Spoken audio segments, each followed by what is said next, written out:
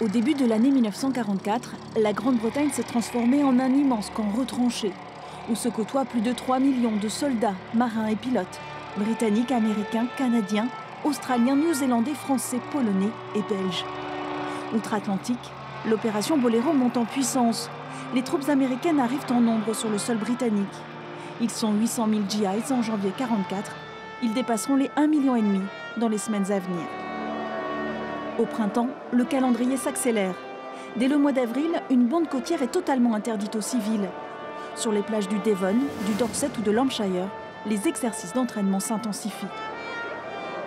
Mais le 26 mai, les troupes sont définitivement confinées dans leur camp. L'ambiance est à l'effervescence, mais aussi à l'attente, car personne ne sait ni où, ni quand. La plupart des troupes qui devaient partir en Normandie étaient cantonnées un peu à l'arrière du port, dans des camps cachés dans la forêt. Cela pour que l'aviation ennemie ne puisse pas les apercevoir en les survolant. L'idée aussi était de les isoler pour que les soldats ne parlent pas aux locaux, et vice-versa.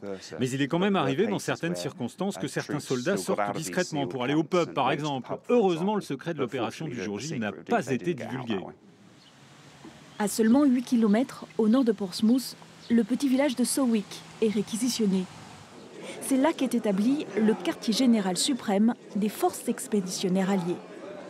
Quand les hauts gradés ont cherché un lieu comme poste avancé pour préparer le jour J, ils ont décidé que le manoir de Sowick était l'endroit idéal.